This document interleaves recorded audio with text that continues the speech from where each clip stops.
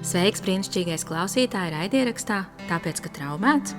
Šis ir raidieraksts, kurā var uzzināt viegli saprotamu informāciju par to, kā ikdienas dzīvē izskatās un tiek piedzīvotas psiholoģiskas traumatizācijas sekas. Es esmu Vita Kalniņa, psiholoģe un psihoterapijas speciāliste, un arī vairāku grāmatu autore. Es ceru, ka šī informācija mazinās kauna un vainas sajūtas par dažādiem simptomiem un sniegs kaut nelielu atvieglojumu tiem, kas savā dzīvē piedzīvojuši dažādas psiholoģiskas traumas. Atpazīt un saprast ir viena no pirmajiem soļiem dziedināšanās ceļā. Tad nu ņēmu tevi pie rokas un speram šos soļus kopā. Sveiks, brīnišķīgais klausītāji! Es esmu Vita Kalniņa, šis ir raidieraksts tāpēc, ka traumēts, un šajā raidieraksta epizodē es vēlos atbildēt uz kādu jautājumu, ko es saņēmu, ko man iesūtīja kāda klausītāja, un, protams, ka viņa, lai paliek anonīma, un es apmēram pastāstīšu, kāds tas ir jautājums, es viņu tā burtiski nenolasīšu, un tad centīšos arī pa punktiem iziet cauri, kam, manuprāt, ir vērts pievērst uzmanību, tad, ja ir kāda līdzīga grūtība, centīšos, protams, atbildēt šai konkrētajai sievietei, bet es ceru, ka arī tev kaut kas liksies šajā visā noderīgs, un tā pamatēma, par kuru es runāšu, varētu viņu nosaukt par bailēm palikt vienatnē, un kas tad ar mums notiek, kad mēs pieauguši cilvēki paliekam vieni, ko tad mēs darām, kā mēs uz to reaģējam, kas notiek ar mūsu nervu sistēmu. Tas varētu būt tāds lielais virsraksts tam visam, bet tagad pēc kārtas. Tas stāsts, kuru es saņēmu, ir aptuveni sekojošs. Kā šī sieviete raksta, ka tad, kad viņa mājās vakarā paliek viena, respektīvi viņa pamatā dzīvo viena, viņa iet pa dienu uz darbu, strādā, vakarā ierodas mājās, un tad viņa kaut kā tur mēģina atpūsties, viņa varbūt ieslēdz televizoru vai uzliek kādu filmu, un viņa varētu arī tiešām izbaudīt vakaru, noskatīties kaut ko, kas viņai patīk, un tad arī lēnām doties gulēt, bet tas, ko viņa piefiksē, ka īstenībā tā īsti viņa pat uz šo filmu nespēja koncentrēties nereti, viņa ik pa laikam aptur, jo tad viņai ir jāceļās, jāiet uz virtuvi, jāpaņem kaut kas uzgraust, uzēst, lai gan iespējams pirms tam viņa arī ir normāli pēdusi. Un arī filmas skatīšanās laikā viņa piefiksē, ka viņai ir jāskrolē telefons, un tad viņa tā kā ne īsti skatās to filmu, ne arī īsti kaut ko jēdzīgi tur dara tajā telefonā. Ir tāda sajūta, ka tā kā grūti koncentrēties, ir tāds liels iekšējs nemiers. Un tad, tad visu kaut ko viņa mēģina tur paralēli darīt, bet tas viss ir tāds saraustīts, nepiepildošs, un sajūta kopumā nav laba. Un viņa novērojas arī, ka šādās reizēs tad pēc tam viņai ir grūti aizmigt, ir arī tāds, salīdzinoši nekvalitatīvs miegs. Bet tas, kas ir citādāk, tad ir kaut kādi vakari, kuros tad pie viņas ciemojas viņas draugs. Viņai tā tad ir draugs, ar kuru viņa laiku pa laikam tiekās, un tad, kad tas draugs ir ar viņu kopā, tad tas tomēr īsti tā nav.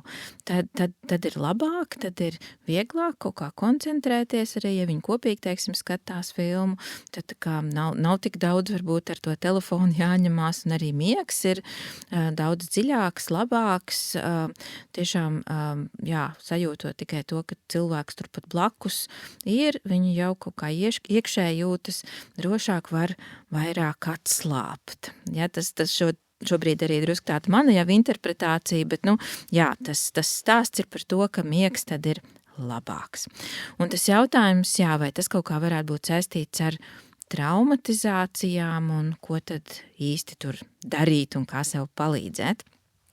Un šobrīd es mēģināšu to stāstu bišķiņ sadalīt pa tādām apakštēmām un pievērsties katrai atsevišķi. Tā viena lieta, par ko es noteikti gribu sākt, par šo jautājumu runājot, tā ir piesaists jeb attīstības trauma, par ko es jau arī raidierakstā esmu iepriekš runājusi.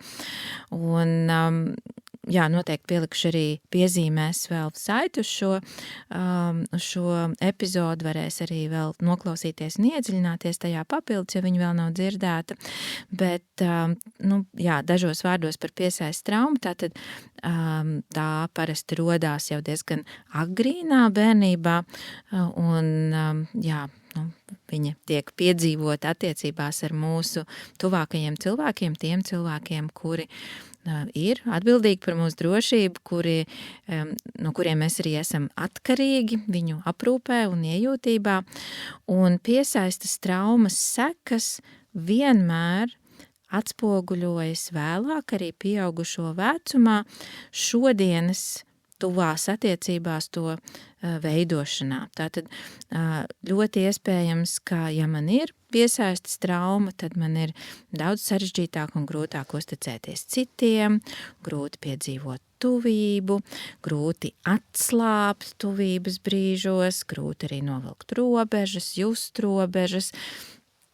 Un jā, tas, kas varētu būt vēl viens tāds simptoms piesaistes traumai, ka man ir ļoti, ļoti svarīgi, ka to drošību kaut uz brīdi es varu izjust tad, ja man cilvēks ir pavisam cieši blakus.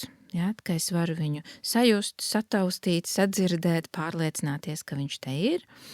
Savukārt tad, ja man šī piesaistes persona nav blakus, tad arī partners mums kļūst par piesaistes personu pieaugušā vecumā, tad es jūtu sevī tādu iekšēju nemieru un pašam ar sevi panākt tādu drošību, iekšēju drošību izveidot, sajust, ir ārkārtīgi sarežģīti. Ja, un nereti arī šīs lietas tiešām parādās tieši situācijās, kur mēs esam vieni. Ja, kā, tad, kad ir, es esmu viens, apkārt nekas daudz nenotiek, ir mierīgi, ir klusi, un pēkšņi es sajūtu un sadzirdu sevī iekšējo nemieru, kas, protams, tur ir slēpies lielākoties arī jau pirms tam. Vienīgais, kamēr es funkcionēju, kamēr es darbojos, kamēr es esmu aktīvs, tikmēr es to varu nejust, ja es varu nedzirdēt to savu iekšējo troksni, ja tā var teikt. Tas ir rūpīgi paslēpts un ir daudz iespējams arī kompensācijas mehānismi, aiz kuriem es joprojām turu to savā ziņā drošībā paslēptu no sevis. Jo tad, ja es tam pievērsīšos, tad es iespējams saskaršos ar jūtām, kuras pavisam nav patīkams. Gan ar vientulības izjūtu, pamestības izjūtu, bailēm un tā tālāk. Un iespējams arī, ka un reizē mēs arī tik ļoti bieži jau esam praktizējuši šos dažādos veidus, kā izvairīties no sevis jūšanas, ka tas ir kļuvis par tādu ieradumu, un šis ieradums savā ziņā sniedz arī viltus drošību, jo kaut kur iekšēji klusībā es zinu, ja es sev vairāk pievērsīšos, tad iespējams kādu laiku es, neko citu vairs īsti nevarēšu padarīt. Es, īsti nebūšu lietojams, ja? Iespējams, es iekritīšu dziļās skumjās, bēdās, bailēs, pārdzīvojumos, tādā kā varbūt melnā caurumā pazudīšu, varbūt man pārņems šīs jūtas tik ļoti, ka es nezināšu vairs, ko darīt, kā rīkoties. Un tad priekš manis tas secinājums, iespējams, ir, ka drošāk ir nemaz tām jūtām nepietuvoties, un ir tagad kaut kādi noteikti veidi, caur kuru praktizēšanu es varu sevi turēt tādā drošā attālumā no viņām, un šis stāvoklis, no kura tad es ļoti, ļoti baidos, tā arī neiestājas. Ja? Tātad es nepietuvojos tam, kas, manuprāt, varētu man izraisīt kaut ko, ar ko tad es pavisam netikšu galā. Ja, un šis arī ļoti iet kopā ar piesaistes jeb attīstības traumu, jo visticamāk mēs neesam īsti piedzīvojuši tās pieredzes, kurās mēs tiekam šo piesaistes personas tādi atbalstīti un saturēti grūtās jūtās, lai mēs iemācītos paši arī tikt ar viņām galā, nevis mukt no viņām, nevis izvairīties, bet saskarties ar viņām un vienlaikus arī justies gana droši, ka viss būs kārtībā. Ja? Tagad ir šīs jūtas, es iziešu viņām cauri, tad atkal viņas mazināsies, beigsies un dzīve atkal turpinās.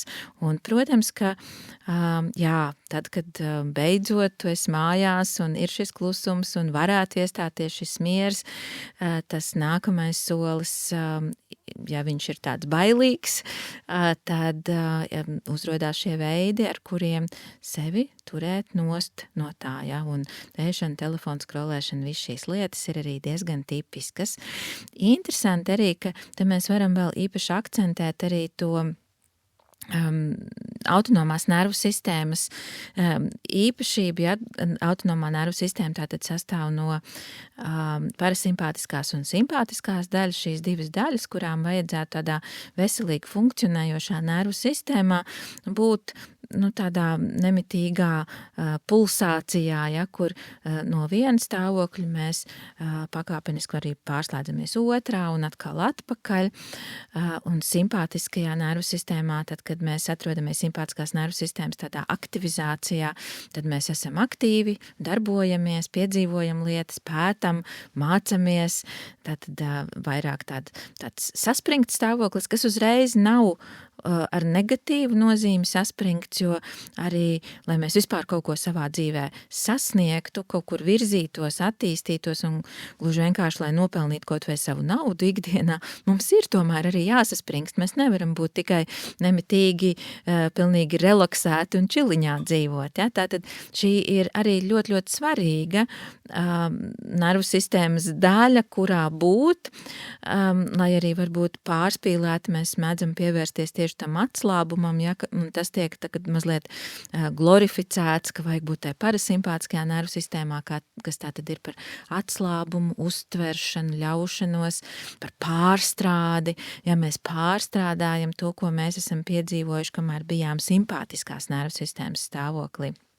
Bet abiem diviem šiem stāvokļiem ir līdzvērtīga nozīme mūsu dzīvē, un visideālākā gadījumā viņiem ir jābūt tādā, kā saka, balansā un jāmainās pārējot vienam otrā un atpakaļ. Tātad, gan aktivitātē, gan atslābumā. Un, protams, ka liela daļa no mums, kuri esam piedzīvojuši traumatizācijas, un to jau arī iepriekš esmu stāstījis citās epizodēs, mēs ārkārtīgi daudz atrodamies šajā simpātiskās nervu sistēmas saspringumā.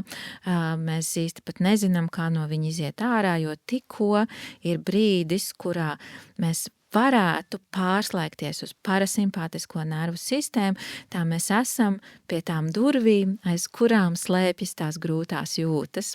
Un ja mēs neesam droši, ka mēs tiksim galā, tad mēs izvairamies. Ja? Tātad arī šīs darbības ar to telefonu skrolēšanu, uzēšanu un tā tālāk ir pārsvarā tieši tajā brīdī, kad nervu sistēma tā kā šūpojās atpakaļ no simpātiskā stāvokļa uz parasimpātisko, un viņi varētu pārslēgties, un takš viņi nepārslēdzās, jo es atkal izdaru kaut ko, lai tas nenotiek. Ja, man arī patīk šo autonomā nervu sistēmu salīdzināt tādām šūpolēm. Un, ja jūs iztēlojaties, kā tas ir šūpoties šūpolēs, ja, ka mēs aizšūpojamies uz priekšu un atpakaļ, tad ir ļoti svarīgi, lai mēs tikpat daudz, cik aizšūpojāmies uz priekšu, atkal atšūpotos atpakaļ. Ja.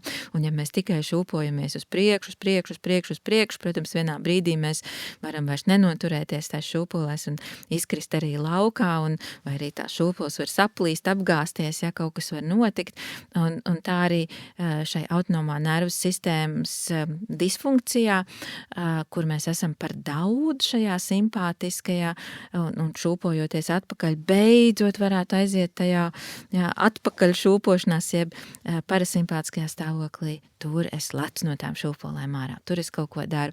Un tas ir interesanti, ka reizēm arī daži mani klienti stāst, ka viņi novērojuši, ka, piemēram, viņi arī uz kaut ko koncentrējās, ja? Un īstenībā arī, lai skatītos filmu, tur vajag koncentrēties. klausīties, ja? Nu, lai izsakot līdzi sižetam, tur vajag koncentrēties, un es pati pēc sevis zinu, ka, piemēram, pēc tādas ļoti pilnas darba dienas, kur man ir bijuši daudz terapijas sesijas ar klientiem, man tas galīgi vairs neizdodas, un es arī mēdu šajā modelī iekrist, ja? Bet arī no klientiem es to dzirdu, ka, piemēram, no aptuveni 10 minūtes es skatos, un pēkšņi manā rokā atkal ir telefons. Un pēkšņi es tur atkal kaut ko tur scrollēju, pats nezinu ko, ja, un tad es saprotu, es vispār palaidu garām, kas tajā filmā bija. Nu, tādā optimālā gadījumā mūsdienās jau lielākoties tās filmas var arī attīt atpakaļ, vai ne, un paskatīties vēlreiz. Kādreiz tā nebija televīzija skatoties, tad šobrīd lielākoties mēs to arī varam un daram un praktizējam, ja, bet tad mēs pēkšņi saprotam, nu, ka tas viss ir tāds absolūti saraustīts process, ne es īsti to filmu skatos, ja ne es īsti esmu tā telefonā. Un šī ir tāda, diezgan bieži aprakstīta situācija, ko cilvēki atpazīst no savas ikdienas. Iespējams, arī tu to atpazīsti, kad klausies. Vēl arī, piemēram, skatoties to pašu televīziju vai skatoties kādu filmu, ir arī vēl tāds identifikators, ka nervu sistēma pārslodzē, te, kad, piemēram, parādās tajā filmā kaut kādi emocionāli intensīvāki brīži. Piemēram, parādās kāda vardarbības epizode, ja, un jūt viss, es nevaru, es jau atkal kaut kur novēršu uzmanību, es te ātri aiziešu tur, nezinu, uztaisīšu čipsiem mērcīti, ja, mans dēls šito reizēm praktizē, tā kā vajag tos čipšus, jo mēs esam, protams, ieraduši arī skatoties filmas ēst, ja, kas ar mums palīdz, tā kā it kā, bet vienlaikus varbūt nemaz nepalīdz, bet tad ir jāiet vēl uztaisīt mērcīti, un tad vēl varbūt ir jāpadzerās, un tad varbūt vēl ir kaut kas jāizdara. Tātad tajos mirkļos, kad skaidrs, ka nervu sistēma, kas jau tajā brīdī ir pārslodze, viņai nāk klāt vēl kaut kāds stimuls no ārpuses, un tā sistēma to nevar izturēt, ja? Un mēs atkal pārslēdzamies, ja? Tas ir tāds identifikators. Vai tikpat labi nevienmēr vardarbības epizodes? Es varu atkal teikt, pēc tādas pilnas nostrādātas darba dienas ar klientiem, priekš manis daudz sarežģītāk ir skatīties filmas, kur ir kaut kādas dziļas pārdzīvojuma epizodes, dziļas skumjas, tādas sāpes, kur cilvēkiem, nezinu, kaut kas neizdodas, kaut kādas šķiršanās, kas, protams, arī tās tematikas, ko jau es visu dienu darbā esmu daudz palīdzējusi saviem klientiem saturēt, ja, un ja tad vēl tas notiek kaut kādā filmā, tad mana sistēma arī slēdzās nost un nav vairs motivācijas ar uzmanību palikt tur klāt. Nu, lūk, tā ir tāda viena daļa par šo, kad paceļās šī trauksmēs, kuras nereti tad arī ir kaut kādas bailes paslēpušās, kuras mēs iespējams par bailēm nemaz nenosauktu. Jā, vēl viena daļa visā šajā stāstā ir par tātad nespēju justies droši vienatnē. Par ko tas ir lielā mērā tāda liela iespēja, ka tas stāsts tātad ir par šo attīstības traumu, kur iespējams tad, kad es biju tajā vecumā, kad es vēl kā mazs bērns nespēju, jo man attīstība vienkārši tik tālu vēl nebija, nespēju just drošību tad, kad man piesaistas persona nebija man līdzās, bet šīs situācijas man bija gana daudz jāpiedzīvo, un līdz ar to es nevarēju šo iekšējo drošību iegūt. Paskaidrošu mazliet sīkāk, tās ir situācijas, kur, tā kā normāli ir, piemēram, ja mazs bērns ir kopā mājās ar mammu, un mamma, aiziet uz otru istabu, ka bērns vēl tādā, jūtīgā vecumā, tīpaši sāsināt, tas ir ap 8-9 mēnešiem, vēlreiz tas atkārtojas sāsināt apmēram 1,5 gadu vecumā, ka viņam ir ārkārtīgi svarīgi, lai tā mamma paliek tajā telpā, jo priekš viņa ir tās bailes, ja viņa iziet no šīs telpas, viņa tā kā beidz priekš manis eksistēt. Ja? Viņa psihe vēl nav sasniegusi tādu attīstības līmeni, lai viņš varētu paļauties uz to, ka arī tad, ja mamma ir otrā istabā, vai pēc tam jau nākamais līmenis arī var būt uz ielas, veikalā vai darbā, ja, kamēr es esmu varbūt mājās ar auklīti vai bērnu dārzā, ka viņa joprojām turpina eksistēt. Viņa ir dzīva, un viņa atgriezīsies, un viņa būs man pakaļ, viņa atkal būs ar mani kopā, un mūsu mīlestība turpina eksistēt arī par spīti šim attālumam, kas sākumā ir tāds maziņš, tiešām līdz otrai istabai, ja? Vēlāk viņš jau var kļūt drusku lielāks, un to bērns pamazām apgūst, viņa psihe arī briest, attīstās, ja? Smadzenes, nervu sistēma, un tad vienā brīdī viņš jau spēja tiešām pieņemt, jā, ok, mamma tagad te nav, bet es zinu, ka kaut kur viņa ir, un viņa atkal te būs, un viss būs labi, un viņš spēja iekšējo drošību saglabāt. Bet ja mamma par daudz ir prom tad, kad es šo vēl neesmu apguvis, un es pārāk ilgi palieku viens, un ar mani nav kopā kāda cita piesaistes persona, ar kuru es arī gana droši varu justies, un kura man tad var aizstāt šo varbūt primārās piesaistes personas trūkumu tajā brīdī, tad es nevaru apgūt to, kā tas ir paļauties uz to, kad jā, ir droši arī tad, kad mūsu piesaist ir no attāluma.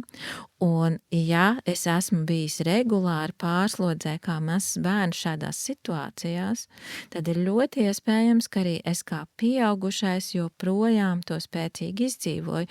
Piemēram, ja mans partners nav man līdzās, tad man ir tik liela trauksme, man ir tādas bailes, ka es nevaru mierīgi iemigt, es nevaru gulēt, un man ir jādomā, kā novērst savu uzmanību, vai es nezinu, pat jālieto kaut kādas vielas vai medikamenti, lai es vispār varētu kaut cik arī atpūsties, ja, un man vajag, lai viņš ir šeit. Un reizēm ir cilvēki arī, kuri līdzīgi kā maz bērni ņem gultā blakus, varbūt partnera, nezinu, kādas drēbes, lai varētu sasmažot, sajust, ja tas arī bērniem raksturīgi, ka ja mamma kādreiz ir aizbraukusi, tad bērns iet gulēt ar mammas naktskreklu vai halātu, jo tas visvairāk smaržo pēc mammas, un tādā veidā sajūt drošību, ja tad reizēm arī to sauc par pārējais objektu. Protams, par pārējais objektu var arī kļūt lācītis, ja, vai kāda mīļmantiņa. Tātad runa varētu būt arī par ko tādu, un ja tā, tad jā, šeit būtu jāsaprot, kāda palīdzība man ir vajadzīga, lai es lēnām tomēr šo iekšējo drošību varētu sākt iegūt, jo skaidrs, ka ieķerties, iekrampēties savā partnerī un pārējā laikā, kad viņš nav man pieejams, mocīties, tā droši vien nav diezko tāda kvalitatīva dzīve, kādu gribētos dzīvot. Un vēl viena lieta, jā, tas domājot arī par to, ka es nevaru koncentrēties uz kaut ko, kas, protams, koncentrēšanās grūtības varētu būt arī saistītas ar visu kaut ko citu, bet koncentrācijas grūtības, protams, var būt saistītas ar traumatisku pieredzi, ja, traumas gadījumā, nepārstrādātas traumas gadījumā grūti koncentrēties pat tad, ja tā lieta, ko es daru, man ārkārtīgi interesē. Kāpēc tas tā ir? Jo visu laiku man neapzināti ir jāpārliecinās, vai apkārt viss ir droši, vai te nav kaut kādi draudi, jo ja es ļoti koncentrēšos uz to, ko es daru, ja es ieslīgšu tajā darbībā, es vairs nečekošu apkārtni un kaut kas var briesmīgs notikt. Ja? Tāpēc es esmu tikai pa pusei šeit un pa pusei pieslēdzos, bet vienlaikus, kā saka, ar vienu kāju, ar vienu aci, ar vienu ausi, es čekoju, kas notiek apkārt, jo man nav tik daudz drošības, lai es varētu atlaist šo kontroli. Jā, protams, paralēli tam, ka ir vērts apskatīt savas traumatiskās pieredzes un meklēt individuālu psihoterapeitisku palīdzību, es noteikti nebeigšu par to atkal un atkal runāt un atgādināt. Tā, manuprāt, ir visefektīvākā metode tomēr, lai palīdzētu sev. Tad ar šo koncentrēšanās grūtību mēs, protams, varam arī vēl kaut kā citādāk mēģināt tik galā. Un, piemēram, viena lieta, ko es arī varu ieteikt, ka, ja es zinu, ka ik pa 10 minūtēm es atkal novēršos un daru kaut ko citu, un man ir grūti palikt pie tā, ko es esmu iesācis, tad es varbūt varu uzlikt modinātāju, un es varbūt viņu varu uzlikt uz 15 minūtēm. Un tad, kad ir tās 10 minūtes pagājuši, man jau ir impulss viss, man jau tagad ir kaut kas jāņem un jāskatās, jābaksta, jādara, tad es sev iekšēji pasaku, man vēl ir 5 minūtes, un tās 5 minūtes gan es vēl varu palikt pie tā, ko es tagad daru, un pēc tam es drīkstēšu atkal pievērsties tam, kas man liekas tik neatliekams un tik svarīgs, un uz kurien tas impulss man šobrīd ved. Un tādā veidā atkal pa drusciņam, pa dažām minūtēm pieliekot klāt, es arī varu šo savu noturību uztrenēt un piedzīvot, ka joprojām es esmu drošībā un joprojām viss ar mani ir kārtībā, nekas šausmīgs nav noticis. Tādā veidā es pārliecinos par šo drošību, iegūst jaunu pieredzi un, protams, viena lieta ir saprast un otra lieta ir iegūt jaunu pieredzi, un jauna pieredze tā jau ir daudz paliekošāka un iedarbīgāka. Jā, ko iesākt ar šo dziļo pamestības un vientulības sajūtu, ja tā ir iemesls, kāpēc ir tik grūti vienatnē justies mierīgi un labi. Protams, ka tur varbūt tās bailes un arī tas, ko es varbūt iepriekšējās epizodēs jau mazliet arī parādīju, ka ja es neesmu bērnībā varējis šo pozitīvo pieredzi piedzīvot, šo drošību piedzīvot attiecībās vai jebko labu vispār sevī ielaist, tad es arī nevaru, piemēram, sajust otra cilvēka mīlestību līdz galam, un tad man arī ir grūti noticēt, ka šī mīlestība eksistē arī cauri sienām vai cauri ēkām vai arī 10 kilometru attālumā vai kur nu vēl 20, 30 vai 100 kilometru attālumā. Un tas ir arī par to, ka es lēnām tomēr sāku ielaist sevī labas lietas, ielaist sevī labas attiecību pieredzes, jo citādāk, ja manā sistēmā ir tikai šīs negatīvās pieredzes, tad tur nemitīgi ir sargi gatavībā, kuri labāk saka, ņem tagad to telefonu un apsties kaut kādus stulbus jokus, nekā tad pārbīsties attiecību tuvībā, jo tiešām reizēm, ja mēs neesam labas attiecības piedzīvojuši, kurās pilnībā mēs varam ļauties, ka šīs attiecības mūs nes un satur, tad tur var būt pat dažādi ķermeniski simptomi, pirms mēs pirmās reizes to piedzīvojam. Ja ir cilvēki, kur to ļoti labi pazīst, es gribu beidzot piedzīvot tuvību ar savu partneru un pēkšņi man nenormāli sāk sāpēt galvu vai pēkšņi man pat parādās nelabums, ja tātad kaut kādas vecas aizsardzības reakcijas tur mēģina mani sargāt no sliktām pieredzēm, un atkal jau, ja tas ir tik intensīvi ar ķermeniskiem simptomiem, tad, protams, psihoterapeitiska palīdzība varētu būt noderīga, lai tiktu tam pāri, lai sāktu piedzīvot labas, drošas attiecības, lēnām ielaist viņas sevī, piedzīvot jaunas pieredzes un šajās jaunajās pieredzēs piedzīvot arī pilnīgi citas kvalitātes attiecības jau pašam ar sevi, noticot, ka drošība nav nekur ārpusē, bet drošība gal beigās ir tikai un vienīgi manī pašā.